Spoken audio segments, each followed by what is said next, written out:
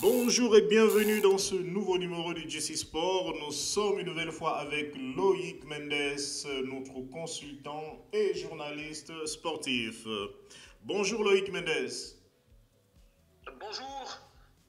Vaillante, brave, héroïque, ce sont les superlatifs employés par la presse gabonaise pour décrire la prestation des Panthères du Gabon hier face aux Léopards de la RDC à Kinshasa. Comment avez-vous vécu cette rencontre? D'abord avec beaucoup de stress, surtout beaucoup d'appréhension aussi. Il y avait quand même un peu de crainte, même parce qu'on sait comment ils ont voyagé. Et donc du coup, il y avait le stress, on avait envie d'en découdre, mais on l'a vécu comme tous les Gabonais, hein. Tout le Gabon l'a vécu avec beaucoup de stress. Mais on était derrière notre équipe, c'était ça le plus important. Il fallait envoyer des ondes positives, il fallait prier, il fallait garder la tête froide. Et les garçons ont su bien le faire. Et nous, on a accompagné notre équipe nationale. Alors, c'est une équipe pratiquement diminuée qui a joué sans ses titulaires. C'était une équipe qui a par contre mis en valeur des jeunes joueurs. Comment avez-vous apprécié cette prestation de tous ces jeunes qui ont débuté la rencontre? Ouais, mais particulièrement, j'ai été séduit par le jeu vivant du jeune Xavi Babika, qui a été très bon, qui a d'ailleurs marqué. Et ensuite, il y avait pas que les jeunes, il y avait toute une équipe derrière. Et on défendait ensemble, on attaquait ensemble, et surtout une grosse performance de, de, de, de de Poco. Mais pour les jeunes, ouais, bonne mention, ils ont été héroïques, ils ont su suppléer les titulaires.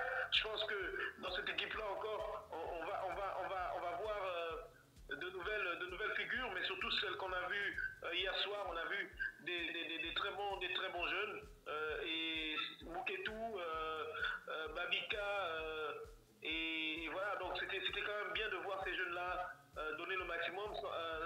Sambissa, je pense. Et donc c'était bon, c'était bien. On a été satisfait quand même de cette équipe-là. On peut aussi souligner le grand retour de Aaron Apinangoy en défense, par exemple. Oui, oui, mais oui, Aaron il a joué. Aaron il a joué comme son binôme. Il a joué à la Ekole Manga. Il a été carrément monstrueux. C'est-à-dire que voilà, il est auréolé par son titre de champion de Turquie. Donc voilà, il avait beaucoup à donner à cette équipe hier, comme toujours. On pense que ce retour-là, avec le retour imminent de Bruno, je pense que c'est une défense qui va retrouver ses lettres de noblesse. On sait que c'est une très bonne défense quand les deux sont alignés. Maintenant, après, ceux qui étaient d'ailleurs n'ont pas déçu, ils ont défendu ensemble. Le problème, pas le problème, mais ce que je veux dire, l'avantage de cette équipe-là, c'est d'avoir défendu et d'avoir attaqué ensemble. Ils faisaient les efforts collectifs, et ça c'est bien pour une équipe comme ça, qui est jeune, pour une équipe qui veut se reconstruire quand on sait ce qui se passe autour de cette équipe. En face du Gabon, il y avait une équipe expérimentée, une grande équipe avec un très grand entraîneur, les Léopards du Congo. Comment pouvez-vous expliquer cette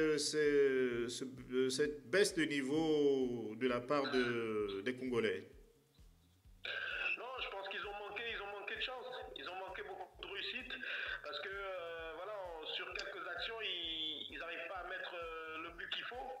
Et derrière, le Gabon, sur une des rares occasions que le Gabon a eu, le Gabon a concrétisé. On voit bien qu'ils ont touché le montant. On voit bien que ils ont mis à mal à Ménomé. Il a dû se déployer. Donc c'est quand même une équipe qui a manqué de réussite. Je pense que c'est peut-être les choix tactiques du coach argentin qui ont fait mal à cette équipe-là. Et puis la suffisance aussi des Congolais. Ils ont été très suffisants. Ils avaient beaucoup plus envie de se venger d'une équipe du Gabon qui les avait déjà battus 3 buts à 0. Et donc voilà, il y a beaucoup de choses. Le contexte est quand même difficile. C'est vrai que c'est quand même une équipe aussi dans laquelle il faut revoir certaines gammes. Des garçons comme Jackson Muleka, qui sont rentrés très bien, qui sont très bien rentrés dans le match. À mon avis, aurait pu commencer le match. Mais bon, moi j'étais content de le voir sur le banc. Kebano aussi. S'ils étaient rentrés avant, je pense qu'ils auraient fait mal à cette équipe du Gabon parce qu'ils avaient beaucoup de fraîcheur. Mais bon, Dieu a décidé que c'est le Gabon qui gagne, et c'est le Ekwele Manga, qui est le capitaine de l'équipe nationale du Gabon, a lui, après la rencontre, donc après la victoire, communiqué sur les réseaux sociaux, parlant lui aussi de problèmes que rencontre le football gabonais. Est-ce que vous pensez que les footballeurs gabonais ont décidé dorénavant de faire face à tous les problèmes qu'ils rencontrent au sein de l'équipe nationale?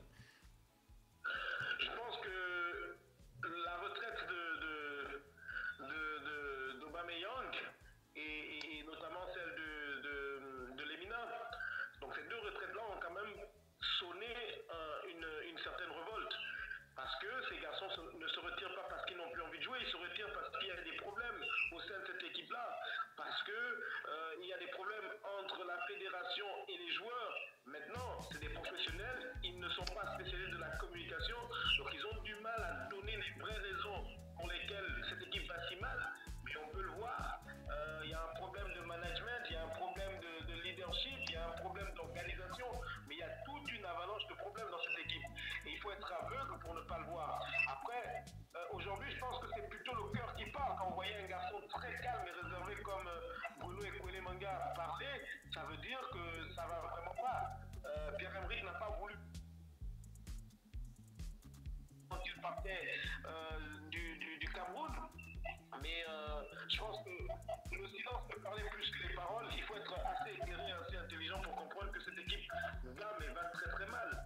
On a peut-être gagné ce match, mais d'autres batailles en interne restent à gagner, notamment la bataille du professionnalisme, la bataille de l'organisation, la bataille de l'amour du drapeau, parce que j'ai l'impression, et c'est pas que moi, le peuple a l'impression que ceux qui dirigent le football gabonais n'aiment pas non seulement le football gabonais qu'ils dirigent, mais ils n'aiment pas, c'est une impression, hein, qu'ils n'aiment pas justement ces garçons-là. Parce qu'on ne peut pas être en 2022 et avoir des problèmes aussi criards que ceux-là, c'est-à-dire le déplacement d'une équipe nationale. C'est des professionnels, c'est des garçons qui jouent dans des pays assez intéressants. Il faut les traiter comme tels. Je pense qu'à un moment donné, il faut dire non à l'amateurisme.